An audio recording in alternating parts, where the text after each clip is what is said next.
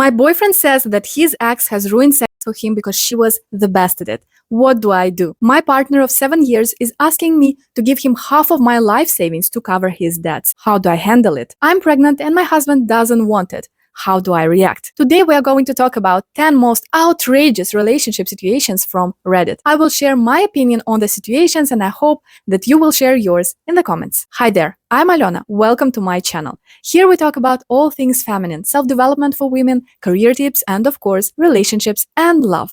If you are ready to level up, tap into your divine feminine and build a relationship of your dreams, stick around and let's get started. Our first situation.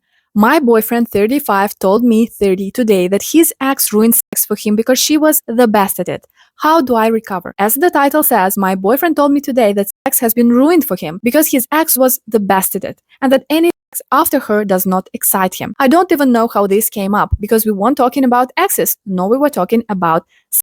In the same conversation, he said that he had sex with all of his exes on a daily basis, when he only has sex with me maybe 3 times a week, and told me that his sex drive has gone down since being with me. But then he compliments me by saying that I'm the best girl he's ever dated in the sense of character because all of his exes are terrible people. This is all unprovoked. I didn't ask for any of this information. It was so unnecessary to say. I've learned the hard way over the years to not ask questions that you don't want to hear the answer to. And this is definitely a piece of information I didn't want to know. My self-esteem is completely shattered. I don't even want to have sex with him now because I feel like absolute shit about myself. What do I even do to move forward? Sometimes people enter the relationship with others because they are in love with them. In other cases, I would say unfortunately in the majority of cases, people simply like the benefits that the other person is giving them. For example, the partner provides them with financial support or attention, or in this case, with sex. I say that in such cases, the partner is not a human being for them. They are a function. Let me explain what I mean by this. If you go to a shop and buy a hairdryer, you don't love the hairdryer. You want it to perform a certain function. And if the function is not performed properly, you will feel entitled to go back to the shop and complain about it. The same thing happens here. Because his girlfriend exists to perform a function to satisfy his need, he feels entitled to complain about it when she doesn't deliver. I don't say that it's irregular to want something from your partner in bed or that it's wrong to address it. But when we do love people, we don't do it in such a way because we care about their feelings. We also take part of the responsibility on ourselves. It's not them not giving us what we want. It's us having issues. This desire to work on a relationship shows commitment and the desire for the relationship to work and flourish. Whereas in this case, it's like my previous hairdryer was Dyson, you know? Anything after is just a scam. This is very childish behavior. Only a child has a right to demand his needs to be met by the parent without the need to care about parents' needs to be met also. In a romantic relationship, it doesn't work this way. We both satisfy each other's needs in a relationship. If you have recognized your relationship dynamics in this piece, I would advise you to reconsider if you like to be in this situation where you're just a function. Next. My boyfriend, 35, was testing me by asking me to lend him money. I'm 32 and he's 35 who recently immigrated from Turkey illegally. We were dating for 3-4 months and he said that he only had 5 cents in his bank account and asked if I could lend him $1,500 to $2,000 after I told him I could help in an emergency like food or gas. He told me he would pay me back in 2-3 days, and of course I told him I didn't have that much to give, but I could give him some money for food or gas if it was an emergency. He then said, "Well, I remember you saying you were saving money," to which I replied, "Yes, but I have my own expenses to cover and I could only give what I could." He got upset and said he was testing me to see if I trusted him enough to give him money, and I apparently failed. He then sent me a screenshot of his bank account with about $1,800 in it, saying that he didn't need the money. Of course, I got upset and asked why would he do such a thing. I told him it wasn't healthy for me to be in a relationship with him anymore. I'm not sure if he truly thought this was a good idea or was he trying to scam me? What was he testing exactly? If you were stupid? To be serious, there are two possible reasons for this behavior. Both are bad, one is worse than the other. The worst scenario is that he is simply a fraud who planned to get money from her and then disappear. I know it's hard to wrap your head around this possibility. We normal people do not expect that a person we are dating for a few months would do such a thing. But trust me, these situations do happen. My friend was actually called to a talk show to testify about her long-term boyfriend who did this to many girls and to her also. It was still hard to believe that this is what had happened. The only way to protect yourself is not to trust to anyone with your personal finances. I mean, women shall be careful with their own husbands even, not just with the boyfriends of 3 months. The second possible scenario is that he is not a fraud in the straightforward meaning of the word, but he is the kind of person who learned to use others for money. Simply put, a gigolo. Otherwise, why did he find out about her savings and demanded that she give it to him? A grown-up person honestly asking for someone to borrow him some money shall be satisfied with simple, "Sorry, I can't." But he wasn't. He manipulated her and tried to guilt trip her into giving him money. We can tell from her post that she knew about his problems from the very beginning of their relationship. And my question is, why? They just started dating. Well, because he likes playing a victim so that other people can solve his problems for him. I feel like this is a kind of relationship where he suffers and she listens. So yes, in a way, he was indeed trying to test her to see if he can use her. First, she helped him with the essentials. Then he asked her for cash. Next time, he would have asked for bigger favors. And this would have continued until he found another girl who can and is willing to give more. The OP ended this relationship, but she still feels confused and, I would say, guilty. If I could talk to her, I would have asked her to ask herself, why do I feel guilty? Why do I feel like saving him was my responsibility? Number 3. I, 46 female, believe my husband, 49, is sharing private pics of me with his friends. Is that normal? We have been married for 26 years and it has been a difficult marriage. My husband and I have been trying to work through our differences and change behaviors that bother us. My husband has primarily struggled with porn addiction, and for the last half of our relationship, he has been saying sexually disparaging remarks towards me. He thinks it's funny even though I've begged him to stop. My husband has made significant improvements when I told him I've had enough and I will end our relationship if the comments continue. The remarks have diminished, but now I believe he's sending private sexy pictures of me to one of his male buddies who is also in a long-term marriage. If it's true, then the small amount of trust we've been starting to rebuild has been lost. I don't have solid proof, but he told me he shared my recent vacation pics with his friend, and when I checked his phone to see what pics he sent, he has deleted his text messages. He yesterday told me his friend said I'm hot as hell. Am I overreacting? Is this normal behavior for men to share private pics with their friends? Does anyone have to deal with a partner that doesn't think sexually disparaging comments to their spouse is a problem? First of all, I want to address the "is it normal" question. Many people, when they face something unacceptable that's happening in their lives, try to find outside validation. Often, it is because the people who do this unacceptable behavior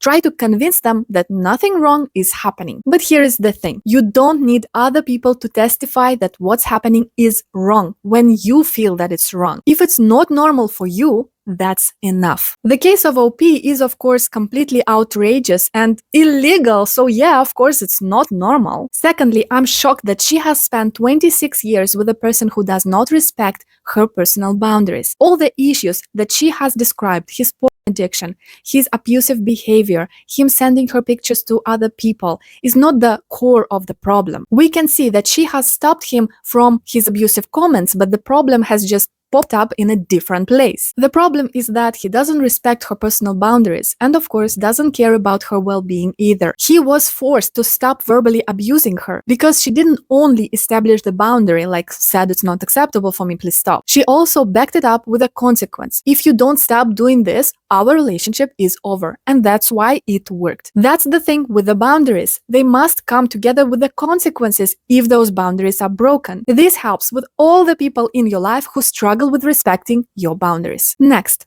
My husband, 32, and she's 34, of 9 years said I'm too loose for him to finish. What do I do? My husband and I have been married for 9 years. Last night he told me he can't finish because I'm too loose. We have 2 kids under 7 together, both born via C-section, so they haven't changed me down there. My husband has struggled to cross the finish line for reasons. No stress, we can adapt and work through this, change things around. Although our intimate time had turned into an endurance race, he finally made it to the finish line. Last night, he didn't get there. He then proceeded to look at me and say, "You need to start doing your Kegel exercises again." I glared at him, trying to process what he just said to me. After 9 years, he comes out with that. It really hurt and really gave me the ick, not just towards him, but I have the ick for me too. I know communication is important and there is no easy way to bring this up, but I can't help but feel repulsed within myself. He never compliments me, and there is not much of a connection between us, albeit we are working through it in therapy. So there is therapy involved already. I'm not the most pretty and fit person, but I know I'm not unattractive or overweight either, and take care of myself the best I can between running a business, which brings in the most income, important, and being a mom. He works too and does his fair share, but does not take care or pride of his appearance or hygiene at all. I don't know if I can get over this. He hasn't said a thing to me all day, and he knows how upset it made me. Has anyone worked through such repulsion? Our anniversary is in a couple of days. It seems that OP wants the Reddit community to solve her problem in time for her anniversary celebration. Let me prove you that she is married to a child. He is younger than her. He treats her as a function, just like in the first situation. She exists to satisfy his needs. He doesn't care about his looks because mommy shall accept him the way he is, and yet he demands her to take care of her looks because she exists to satisfy his needs. And drum roll, she brings in the most income even though she has 2 little children under 7. Frankly, I don't understand why anyone needs a man who doesn't support financially, who doesn't make you feel safe, doesn't care about your feelings, doesn't make you feel desired. Wasn't it easier to find a sperm donor? Clearly, his ego is so fragile that his self-worth is tied towards his performance in bed only, not to his role as a supporter, as a husband, as a father, and so on. This is a very childish view on masculinity, on what a man is. Since his ego is fragile and vulnerable, his lack of performance in bed is challenging his self-worth, and this feeling is so unbearable, it's easier to put it on her that the reason is in her. In simple words, he projects his insecurity onto his wife. If she wants to stay in a relationship with such guy, she can try help him to tie his self-worth to other things other than bed. For example, when he does something for children, for the house, or for her, she shall make a point of complimenting him, of telling him that he did amazing and he is the best man in the world, even though really he is so not. Next. Me, male 29, trying to balance wife 29 and parents. So basically my parents are planning to come next summer. This is their first time to come stay with us and they are very excited. Last time they came was in 2019 for my graduation. I didn't have a job, I didn't drive, etc. So they never felt like they stayed with their son. They stayed with my uncle that time and they funded everything like going to places, food, etc. This time it's on me and my wife, and of course they're my parents, so I'm very excited. Unfortunately, it turns out my wife will be studying for CPA next summer and happens to be a bad time. She said she will somehow manage and be okay if they come for 2 months, May and June. The thing is, I don't know how to tell them they're not welcome more than 2 months. My wife has courses and needs to study and the exam is in September. So she told me to tell my parents that she has exams in July, so they would get the message and leave before that. My parents have no job back home, so they have no sense of that they shall not be a burden. They want to stay for 3 months, May, June, July. End of July, they want to attend someone's wedding here. When I told them my wife has exams in July, they were like, don't worry about it. We will get out of your way and live at uncle's for that time, because this is what lies lead to. This is so stressful and tricky to balance and keep both my wife and my parents happy. Basically, I need to find a way to let them know 2 months is enough, but I know it doesn't seem nice. There is also a financial factor, so I don't know if I should bring it up. Basically, whatever I say, they'll say, no worries, we will stay with your uncle for that time. How do I get my wife on board? She is super angry and thinks I don't know how to convince my parents, basically. Why do I feel like the OP is Desi? This is the first situation today where the problem is not in the partner of the OP, but in the OP himself. Any wonder that he is a man? First of all, they are going to stay for 2 months. 2 months! And that's not enough. Even if his wife didn't have to study, 2 months is way too long to live with someone under one roof who is basically a stranger to you. She is not their child. In short, he shall stop trying to get his wife on board. The problem is that he didn't mature enough to emotionally separate from his parents. He is not a single boy anymore, and his home is not only his. For the well-being of the family that he has created, he has to establish the healthy boundaries with his parents. How do I know there are no boundaries between them? Well, because his parents tell him, we want to stay in your house for 3 months, instead of asking him how long can they stay. And they shall ask not only him, but his wife also, because it's her home also. And it's more important to ask her actually because she is not their child. Our hero is afraid of his parents' reaction. This shows us how immature he is. Only child exists to please his parents because his livelihood depends on his parents. A grown-up person shall recognize that the happiness of his parents is not his responsibility. Their reaction is their choice. His wife is being extremely understanding and accommodating. She has agreed for his parents to stay at her house for 2 months. But as long as the husband is not able to take the relationship with his parents under control, their family life will never be worry-free because she will never feel like a priority. To sum it up, the husband has to establish healthy boundaries with his parents, and he has to be honest about it. Lying and looking for excuses will only postpone the problem for later. 6.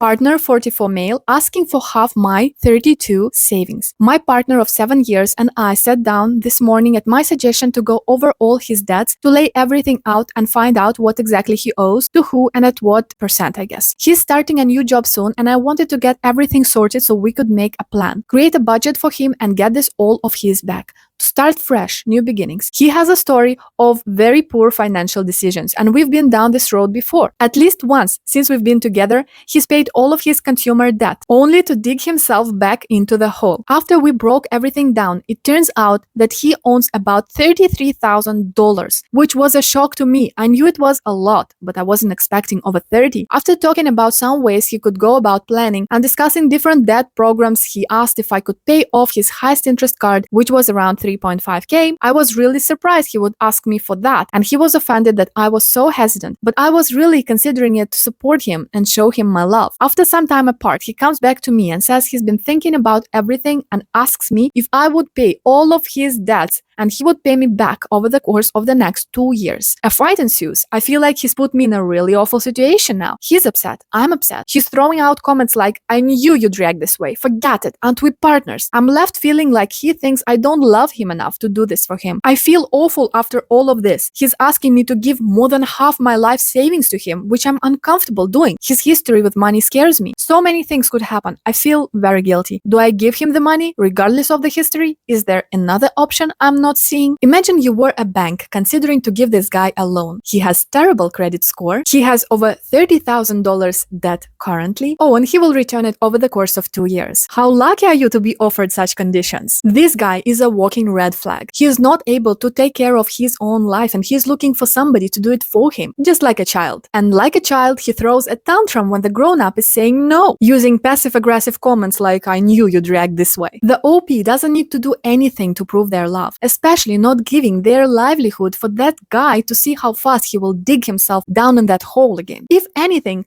he shall prove that he is a worthy partner. Knowing his financial history, I would make it a challenge for him. I want to see you handle your finances and staying debt-free for me to stay in a relationship with you. Number 7. I, 31, am pregnant, but husband, also 31, doesn't want it. How do I handle this? I am 31 weeks pregnant and my husband does not want it. I have been told since I was 13 that I could not have children. So when I got the news about being pregnant, it was surprising to me because it was unexpected. I have PCOS and type 2 diabetes, so definitely it was unplanned. We have been together for 14 years and never got pregnant until now. However, at first I thought about an abortion, but I just couldn't go through with it. From the start, I told my husband that I was not forcing the pregnancy on him and that he was free to choose on how to proceed. I had always wanted to be a mother, but I had come to terms with being childless. So my husband has definitely been struggling with the idea of being a parent. He's stressed and feeling forced to stick with my decision. However, I haven't forced him to. On some days he talks to my baby in my womb and other days he's distant consistent, it's kinda hard to tell which mood he's in sometimes. Now that I'm 31 weeks, he's saying he doesn't want this, and I'm definitely struggling because I gave him many opportunities to not be a part of this. I definitely wanted to know early if he was gonna be a part of it, so I can plan without him, but time is definitely running out. And I'm due in 8 weeks due to induction, so what shall I do? I definitely want my baby, but I don't want to tell my husband to man up and stick to it because it's the worst thing you can tell a guy who doesn't want to be a partner. That's a difficult situation indeed. On one hand, being married and having sex is enough reason to be a father when your wife fell pregnant. It just so happens due to physiology that we are the ones who get pregnant, but that doesn't excuse them from the responsibility. It's especially bad that he announced this when she's 31 weeks pregnant. On the other hand, I understand that this was really unexpected and the man was kind of forced to accept his wife's decision. She's the one who took the decision. He just has to face it. And even though she did offer him to not participate, he will become a father no matter what. This is happening. Clearly, he wants to stay with his wife in this family, otherwise he would have disappeared long time ago. So in my opinion, she shall approach this with compassion. No need to tell him to man up. No need to also tell him if you don't like it, you can just go. It's more complicated than that. She shall try to involve him gradually, carefully. Show him that nothing scary is going on. Let him fall in love with his child. Number 8. Is it normal for my boyfriend, 36, to keep farting around me when he knows I, 32, hate it? Boyfriend won't stop farting around me, and I genuinely can't take it much more. Am I so unreasonable? We've been together for just over a year and living together for a little less than that. It was too soon, I realize that now. He has lots of little quirks that I either love or have learned to live with, but there is one that I genuinely can't handle, and that is that he farts so blatantly around me. He has zero shame in doing it and keeps telling me that it's natural. I have no problem with farts themselves, they are natural. It's the fact that he'll do it so obnoxiously when we are laying in bed together or chilling in the living room. He knows I don't like it, but just lands it with it's natural, and if I don't fart, I'll explode. The fact is, it's not like it's uncontrollable because if we go out for dinner or whatever, he doesn't sit there farting. I've been very clear with him that I really don't like it and that it's a definite boundary for me, but I honestly don't think he cares. Am I being unreasonable? What the hell do I do? No, you're not being unreasonable by asking your boyfriend to adhere to basic rules of behavior in the society. As she said, he has no problem with no farting in public. He just does it around her because he feels that that's okay. Even though it does happen sometimes in a relationship, which is natural. I should never have farted. Jesus, Carrie, that's it. I've heard enough about the fart. It's not the fucking fart. I know it's not the fucking fart. Do we really need to show our worst side to our romantic partner? She says that she did communicate it with him and tried to draw this boundary, but he didn't care. And that's because there were no consequences to back up that boundary. What will happen if he continues? For starters, she can stop sleeping in one bed with him because it makes him less attractive to her. You might say that it's petty to treat a grown-up person like that. But if he doesn't understand words, he didn't learn to respect the boundaries of others just through communication, then it's the only way to change his behavior if she wants to stay in a relationship with him. As said, it works with any person in your life who doesn't respect your boundaries. Establish a boundary, back it up with a consequence, and act on it if you have to. Number 9. How do I, 34, and my wife, 31, deal with my parents guilt-tripping us for not visiting enough? Hi, I'm 34, living with a wife and a 2-year-old son. My parents, both retired, live an hour away from us. Whenever we visit them, they consistently guilt-trip us for not visiting enough, saying that it's a shame that they don't have a relationship with their grandson.